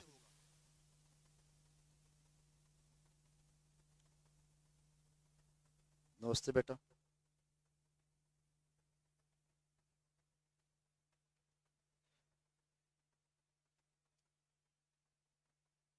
गुड इवनिंग बेटा, गुड इवनिंग। चलिए ठीक है, चले बताइए, क्लियर है, ठीक है। जैसे यहां पे बेटा समझो जरा कैसे, जैसे मान लो ये अमोनिया है बेटा, समझो अमोनिया, अमोनिया से बनता बेटा क्या, नाइट्राइट। अमोनिया से क्या बनेगा बेटा, समझो जरा, अमोनिया से बनता है नाइट्राइट, और नाइट्राइट से बेटा क्या बनता है, नाइट्रेट, ये ऐसे बनता है। तो यहां पर दो जीवाणु लगते हैं, नाइट्रोसोमोनास, लिख लो जरा इसको, नाइट्रोसोमोनास, नाइट्रोसोमोनास, और दूसरा नाइट्रोकोकस, नाइट्रोकोकस, नाइट्रोसोमोनास, नाइट्रोकोकस। और यहां पर बेटा दो जीवाणु, एक जीवाणु, उसका नाम होता है बेटा नाइट्रोबैक्टर। क्या नाम है, नाइट्रोबैक्टर, याद करके जाओ। अमोनिया को नाइट्राइट में बदलने वाले दो जीवाणु, नाइट्रोसोमोनास, नाइट्रोकोकस। नाइट्राइट को नाइट्रेट में बदलने वाले जीवाणु नाइट्रोबैक्टर। इसी को बेटा हम मिला करके क्या बोलते हैं, नाइट्रीकरण।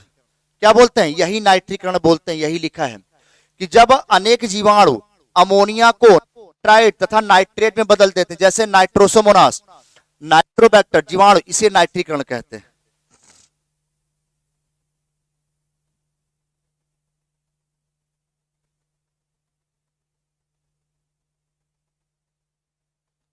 ठीक है बेटा, क्लियर है, बताइए, बताओ बेटा, क्लियर है इतनी बात, जल्दी से बता दो यस यस करके, हाँ सर क्लियर है, क्लियर है भाई, बताओ भाई। हाँ, तो यही मैंने बताया बेटा इसी तरीके से, ठीक है, बताइए। चलिए आगे देखते हैं क्या लिखा है बेटा, अगला पॉइंट। अगला पॉइंट बेटा क्या लिखा, पाश्चुरीकरण। क्या लिखा बेटा, पाश्चुरीकरण। पाश्चुरीकरण किसे कहते हैं, बहुत अच्छा सवाल है पाश्चुरीकरण को लेकर के, ठीक है। लिखा बेटा, जब दूध को 62.8 डिग्री सेल्सियस ताप क्या करते बेटा, 30 मिनट तक गर्म करते हैं, या 71.7 डिग्री सेल्सियस ताप पर 15 सेकंड तक गर्म करते हैं, ठंडा करते हैं, इस क्रिया को बेटा क्या कहते हैं, पाश्चुरीकरण कहते हैं। क्या कहेंगे, पाश्चुरीकरण कहते हैं। तो पाश्चुरीकरण को बेटा याद करके जाइए, बहुत अच्छा सवाल है, ये सवाल आ सकता है बेटा एग्जाम में।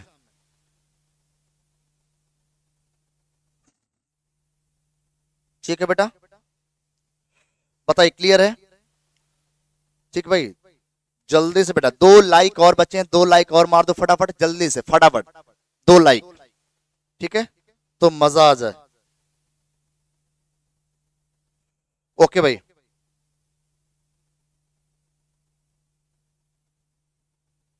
ओके बेटा कर लेना, ठीक है कर लेना, ठीक है। हाँ बेटा जान, ठीक है भाई, अभी चलेगा भी, अभी खत्म हो जाएगा तो चलता रहेगा। चलिए आगे, आइए बात करते हैं आगे थोड़ा सा और बात करते हैं, ठीक है। और देखिए क्या है बेटा इसमें अगला पॉइंट क्या लिखा है, परिराक प्रिजर्वेटिव क्या होते हैं, प्रिजर्वेटिव का क्या महत्व है। प्रिजर्वेटिव का मतलब क्या हो गया, आपने देखा होगा गांव में, आपने देखा होगा शहरों में कि बहुत सारे पैकेट में बहुत सारे खाने रखे होते हैं, फूड रखे होते हैं, कई दिनों तक रखे होते हैं, वो खराब नहीं होते। तो कहीं ना कहीं उस पैकेट के अंदर कुछ प्रिजर्वेटिव मिलाए जाते हैं ताकि उस वो फूड खराब ना हो, डिस्ट्रॉय ना हो। तो लिखा है जैसे अचार, मुरब्बे आदि को सूक्ष्म जीवों से सुरक्षित रखने वाले रसायनों को परिरक्षक कहते हैं। क्या बोलते हैं, परिरक्षक या प्रिजर्वेटिव कहते हैं। जैसे सोडियम क्या बेटा, बेंजोएट, सोडियम बेंजोएट, नमक, तेज भी परिरक्षक का काम करते हैं। तो सोडियम बेंजोएट को जरूर याद करके जाइए क्योंकि यही प्रिजर्वेटिव होते हैं बेटा। क्या नाम है, सोडियम बेंजोएट, सोडियम क्या बोलेंगे बेटा, बेटा बेंजोएट, सोडियम बेंजोएट, ये एक प्रिजर्वेटिव की तरह काम करते हैं। ये सवाल पूछा गया एग्जाम में, चांदनी बैठा देंगे। ठीक है बेटा, वाह बेटा भाई बहुत बढ़िया, 119 लाइक मिल गया, थैंक यू भैया, दिल से धन्यवाद प्रिंस शुक्ला जी। ओके भाई प्रिंस बहुत बढ़िया, बिल्कुल आपका दिल से स्वागत कर रहे हैं, बहुत सारे बच्चे जो जुड़े हमारे साथ, थैंक यू धन्यवाद, बहुत बढ़िया, वेरी गुड। चलिए आगे आइए, आगे आइए, अगला सवाल क्या लिखा बेटा, लिखा बेटा विनाइट्रीकरण क्या है, विनाइट्रीकरण किसे कहते हैं। मेरे प्यारे बच्चों हमारी बात ध्यान से सुन लो एक बार, जैसे मैंने क्या किया समझो बेटा, 1 मिनट के लिए। जैसे लिखा है विनाइट्रीकरण, क्या लिखा है बेटा देखो जरा, उसने लिखा है विनाइट्रीकरण या इसको बोलते हैं डी नाइट्रिफिकेशन। क्या बोलेंगे, विनाइट्रीकरण या क्या बोलेंगे, डी नाइट्रिफिकेशन बोलेंगे। कैसे, हमने बोला कि जब अमोनिया को बेटा किसने बदला, आपने नाइट्राइट में, अमोनिया को नाइट्राइट, नाइट्राइट को बेटा किसने बदला, नाइट्रेट।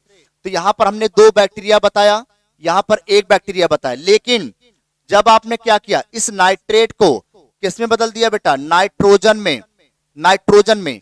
तो यहां पर 2 जीवाणु काम करते हैं, पहला नाम बेटा स्यूडोमोनास, याद करके जाओ ऐसे एग्जाम में लिखना, स्यूडोमोनास। और दूसरा बेटा क्या लिखेंगे, थायोबैसिलस, थायोबैसिलस, स्यूडोमोनास और क्या लिखेंगे, थायोबैसिलस, स्यूडोमोनास और थायोबैसिलस।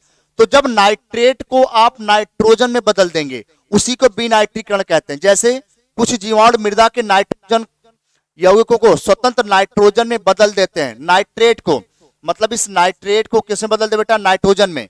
इस क्रिया को विनाइट्रीकरण कहते हैं। इसके फलस्वरूप मृदा ऊसर हो जाती है, मृदा बेकार हो जाती है। तो जब नाइट्रेट को आप नाइट्रोजन में बदल दोगे, इसी क्रिया को बेटा क्या कहते हैं, विनाइट्रीकरण। तो नाइट्रेट को नाइट्रोजन में बदलना विनाइट्रीकरण कहलाता है।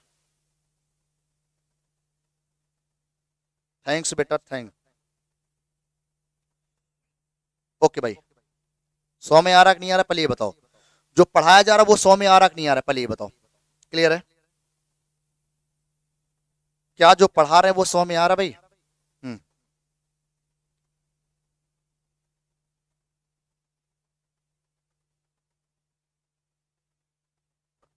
बोलो भाई, बताइए क्लियर है भाई, जल्दी से बता दो।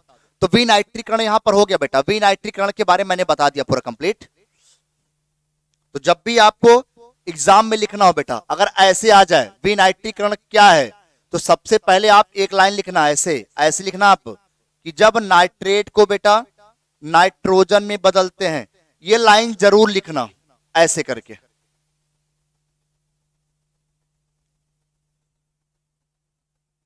ओके भाई ठीक है, क्लियर है, बता दो बेटा क्लियर है भाई, जल्दी से बता दो एक बार यस यस करके। कर लेना बेटा, ठीक है, इसको ऐसे लिख देना पहला पॉइंट। आइए बेटा आगे देखते हैं और क्या लिखा है, अगला सवाल क्या लिखा है।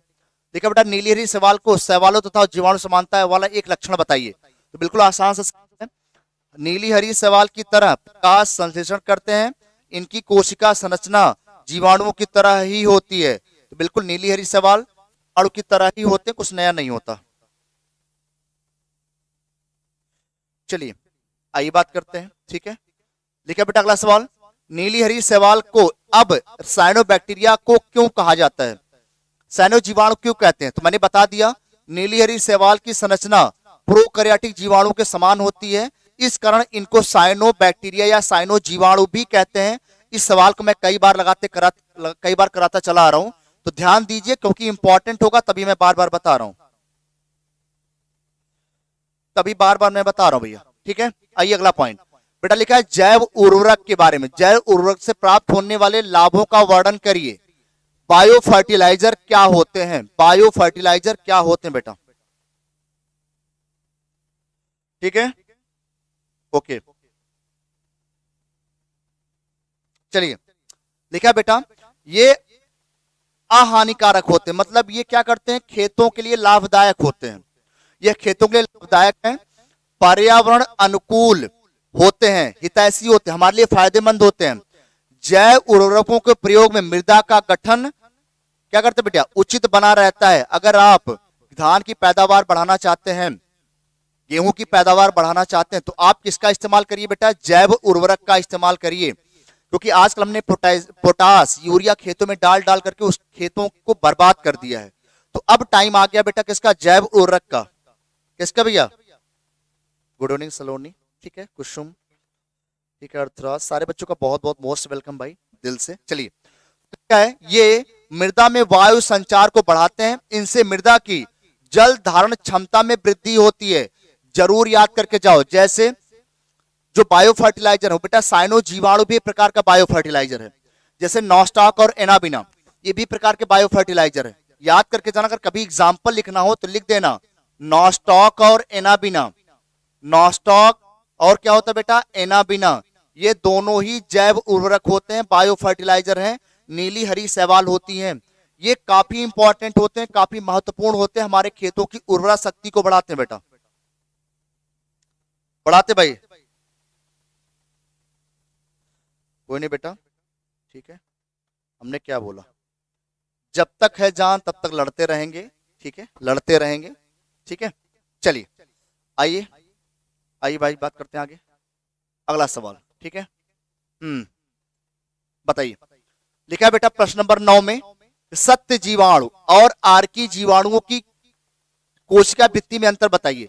सत्य जीवाणु बेटा होता है, इसको बोलते हैं बेटा यू बैक्टीरिया, क्या बोलते हैं बेटा, यू बैक्टीरिया बोलते हैं, क्या बोलेंगे, यू बैक्टीरिया, याद करिए, सत्य जीवाणु को यू बैक्टीरिया बोला जाता है, ठीक है, ठीक है, ठीक है।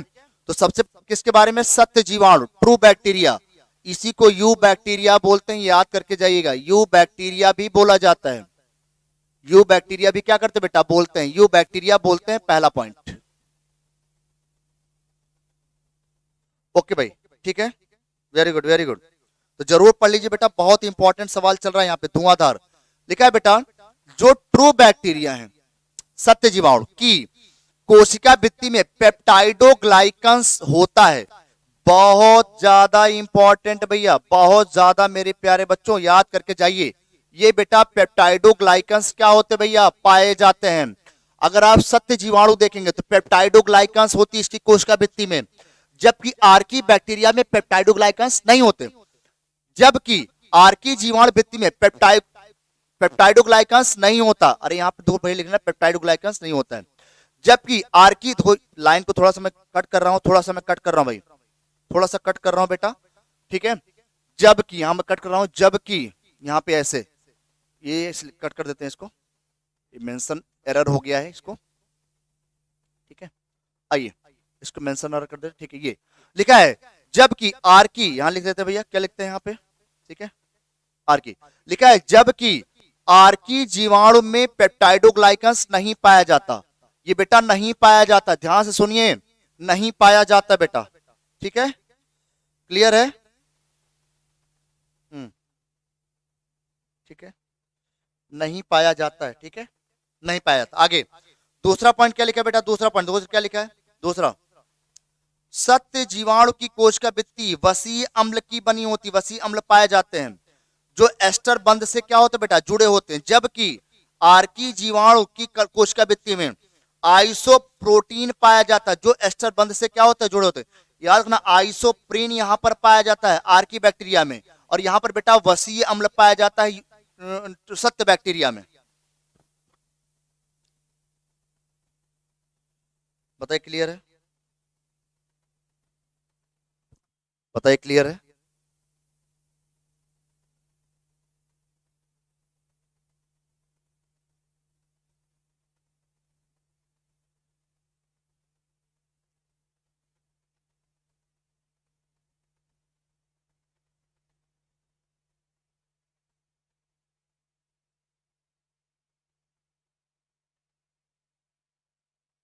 क्लियर है भाई, जल्दी बताओ, क्या यहां तक क्लियर है बेटा, बताइए भाई, क्या इतनी बात क्लियर है, जल्दी से बता दो एक बार, ठीक है, बताइए क्लियर है भाई, बोलो बेटा। चलिए आगे देखते हैं अगला पॉइंट क्या लिखा है, अगला पॉइंट,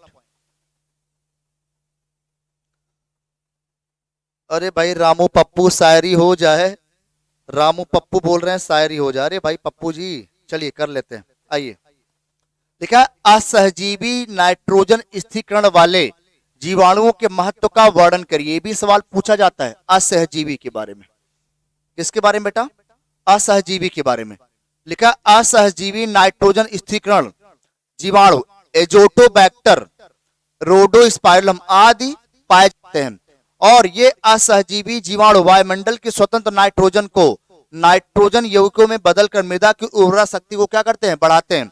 तो एग्जाम्पल याद करके जाओ, एजोटोबैक्टर, रोडोस्पाइरलम, दो एग्जाम्पल याद कर लो, ये दोनों कैसे हैं, असहजीवी नाइट्रोजन स्थिरीकरण जीवाणु होते हैं, एजोटोबैक्टर, रोडोस्पाइरलम।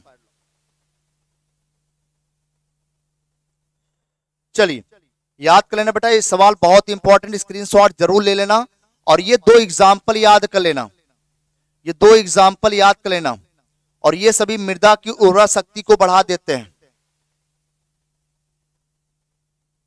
चलिए बेटा, लिखा है नीलीहरी शैवाल के बारे में, तो अभी मैंने बता दिया नीलीहरी शैवाल के बारे में, एक बार इसको स्क्रीनशॉट आप जरूर ले लीजिए इसको, ठीक है, और इसको दोबारा पढ़ लीजिएगा, क्योंकि मैंने अभी इसके बारे में कई बार बता चुका हूं, तो इसको आप जरूर मेंशन कर लीजिए क्या होता है, इसके एग्जाम्पल याद कर लीजिए बेटा। पीडीएफ आप देख लेना, अगर आपके ग्रुप में मिल जाए तो आप इसको ले लेना, पीडीएफ टेलीग्राम पे जा रहा भाई शायद, ठीक है। नॉस्टॉक हो गया, एनाबीना हो गया, ऑसिलोटोरिया, ये एग्जाम्पल बस याद कर लेना जरूर, एग्जाम्पल नॉस्टॉक, एनाबीना, ऑसिलोटोरिया, क्योंकि इसके बारे में कई बार बता चुका हूं, इसको पढ़ लेना भाई एक बार। चलिए आइए बात करते हैं आगे थोड़ा सा, ठीक है बेटा। लिखा है यहां पर, निम्नलिखित वैज्ञानिकों का क्या योगदान है, ये भी सवाल पूछा गया योगदान के बारे में बेटा। पहले लुई लिवेनहॉक के बारे में, दूसरा लुइस पास्चर, लुइस पास्चर और कौन है, लिवेनहॉक, लुइस पास्चर और लिवेनहॉक, ठीक है, काइटिन के बने होते बेटा, काइटिन, क्यूटिकल काइटिन के बने होते भाई, ठीक है।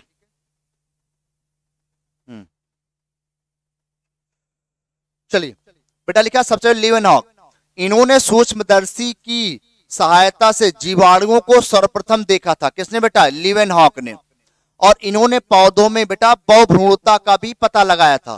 पहला पॉइंट बहुत इंपॉर्टेंट है कि सबसे पहले जीवाणु को किसने देखा था बेटा, लिवेनहॉक ने देखा था, ठीक है। इन्होंने पौधों में क्या बताया, बहुभ्रूणता बताया था, ठीक है। दूसरा, दूसरा बेटा क्या लिखा है, लुइस पास्चर, इन्होंने सिद्ध किया कि किण्वन फर्मेंटेशन सूक्ष्म जीवों से होता है, जो फर्मेंटेशन शब्द था इसको लुई पास्चर ने बताया था।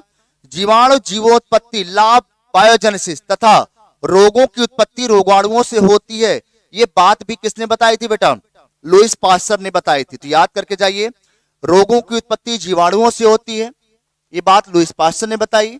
यहां पर बेटा किण्वन जीवाणुओं द्वारा होता है, ये बात भी लुइस पास्चर ने बताई। लेकिन जीवाणुओं को सबसे पहली बार किसने देखा बेटा, लिवेनहॉक ने देखा था।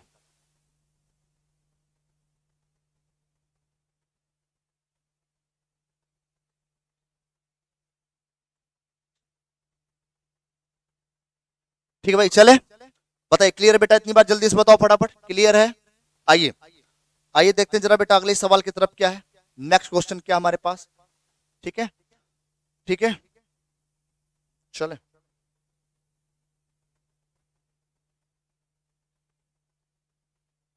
बताइए।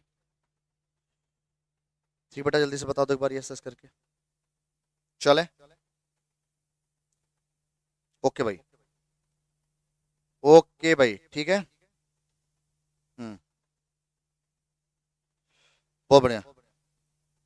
हाँ बेटा, लीवेनहॉक ने जीवित कोशिका के बारे में बताया था। किसके बारे में? जीवित कोशिका के बारे में बताया था, बिल्कुल जीवित कोशिका के बारे में बताया था। आइए इसके बारे में बात करते हैं बेटा, इसके बारे में। ठीक है, तो लिखा है बेटा लेग हीमोग्लोबिन क्या है, यहां पे पढ़ लेते हैं थोड़ा सा। किसके बारे में? लेग हीमोग्लोबिन के बारे में। बहुत अच्छा सवाल लिखा भाई, यहाँ पे याद करके जाओ।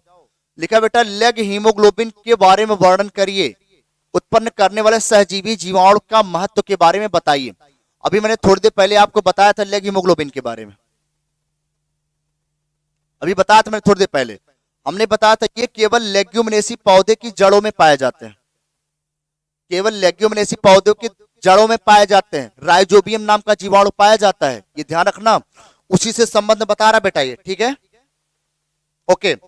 लिखा है दलहनी फसलों के पौधों की जड़ों की ग्रंथिकाओं में सहजीवी जीवाणु राइजोबियम लेग्यूमिनोसोरम क्या होता है बेटा? पाया जाता है। पहला पॉइंट आपसे जब सवाल आए लेग हीमोग्लोबिन, तो पहला पॉइंट आप लोग लिखना है लेग्यूमिनेसी पौधे की जड़ों में राइजोबियम नाम का सहजीवी जीवाणु पाया जाता है। पहला पॉइंट, इसमें लेग हीमोग्लोबिन वर्णक होता है।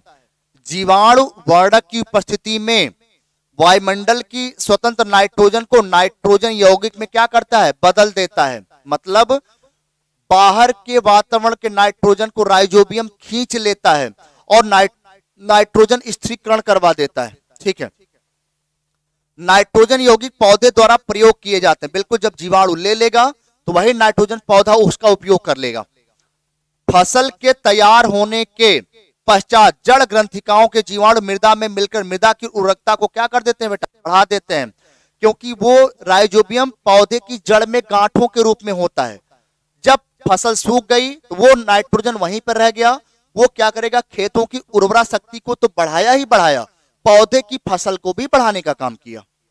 ठीक है, राइजोबियम लेग्यूमिनोसोरम जीवाणु सहजीवी के रूप में पाया जाता है। किस रूप में बेटा? सहजीवी के रूप में। मटर कुल दलहनी फसलों के पौधों को एकांतर क्रम में बोने से इसकी उर्वरक क्षमता क्या होती है? बढ़ती है।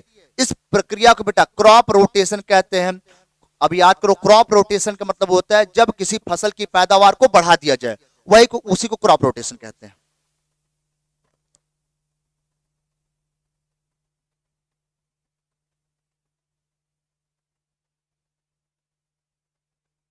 ठीक है, क्लियर है? बताइए बेटा, क्लियर है भाई? क्या ये सवाल कर पाओगे? जल्दी से बता दो एक बार। मैं एक बार स्क्रीनशॉट क्लियर कर दे रहा हूं, जरूर बेटा याद करके जाइए, अपने अपने तरीके से पढ़िए। आपको कुल मिला के नाइट्रोजन स्थिरीकरण के बारे में, सहजीवी जीवाणु राइजोबियम के बारे में लिखना है।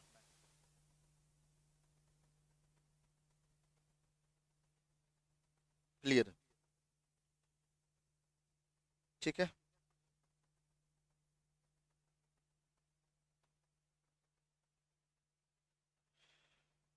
ठीक है, चलिए बताइए। क्लियर भाई? एसएस करके बताओ। ठीक है,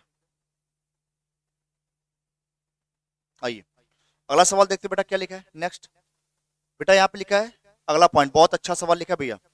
लिखा है बेटा जीवाणुओं के आर्थिक महत्व का वर्णन कीजिए। कुछ जीवाणु का आर्थिक महत्व बताइए।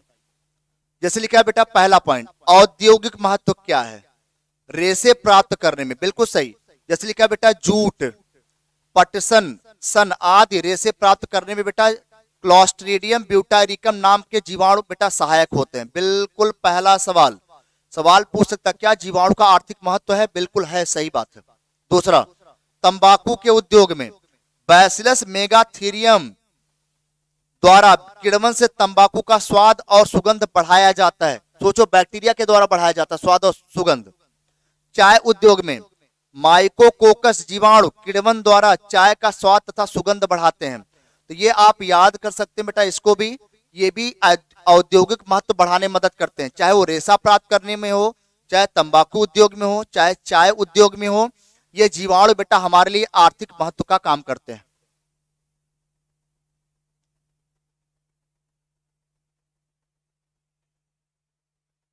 चलिए, क्लियर है भाई? इसका वेरी इंपॉर्टेंट ये भी है, याद करके जाइए, सवाल पूछ सकता है कि जीवाणु का आर्थिक महत्व क्या है, औद्योगिक महत्व में क्या क्या है, रेशे प्राप्त करने में, तंबाकू उद्योग में, चाय उद्योग में। अगर आप केवल यही लिख दोगे तब भी आपका काम बन जाएगा, केवल यही मोटी मोटी हेडिंग, रेशा प्राप्त करने में, तंबाकू उद्योग में, चाय उद्योग में। चलिए बेटा, आइए आगे बात करते हैं थोड़ा सा। नेक्स्ट, अगला पॉइंट, अगला सवाल क्या लिखा बेटा, जैसे, और देखो जरा क्या है, एल्कोहल बनाने में, सिरका बनाने में, एसीटोन निर्माण में। अगला पॉइंट, डेयरी उद्योग में भी बेटा बैक्टीरिया का इस्तेमाल करते हैं, याद करके जाइए। डेयरी उद्योग में आपने पढ़ा भी है, जैसे बैक्टीरियम लैक्टिसाई एसिडाइन, ठीक है, दूध को, लैक्टोज शर्करा को लैक्टिक अम्ल में बदल देता है, इससे दूध से दही बन जाता है। जीवाणु दूध के कैसीन प्रोटीन को अवक्षेपित करके पनीर बनाता है, दही से मक्खन तथा क्या होता है भैया, घी प्राप्त होता है। तो बहुत सारा उपयोग है बेटा जीवाणु का हमारे जीवन में, बहुत सारा उपयोग होता है बेटा, ठीक है, बहुत सारा क्या होता है बेटा, उपयोग होता है। चलिए, बहुत सारा क्या होता है बेटा, उपयोग होता है। चलिए बताइए, क्लियर है? तो चलिए भाई, हम लोग आज बेटा केवल यहीं तक क्लियर करेंगे। अगली क्लास फिर होगी बहुत धुआंधार तरीके से, जो भी रिमेनिंग है, जो भी पार्ट बचे हैं अभी, उसको भी हम लोग क्लियर करेंगे, ठीक है। चलिए, तो क्लास कैसी लगी बेटा, क्लास के बाद जरूर शेयर करिएगा। अगला जो वीडियो आएगा, अगली जो लेक्चर आने वाली, बहुत धुआंधार तरीके से अगला लेक्चर बेटा जरूर जुड़िए आयुष सर के साथ, बिल्कुल मजेदार, मजा आने वाला बिल, ठीक है। तो अगले लेक्चर का इंतजार करिए, बहुत जल्द आपसे मुलाकात होगी। और बाकी आप पढ़ाई करते रहिए, बिल्कुल। अभी एक मैराथन क्लास और आपकी बिल्कुल धुआंधार तरीके से भाई, ठीक है। चलिए भाई, तो क्लास कैसी लगी बेटा जरूर बताइएगा, क्लास के बाद जरूर कमेंट करिएगा, सर कैसी क्लास चल रही है, कैसा पढ़ाया जा रहा है। थैंक यू, धन्यवाद, जय हिंद।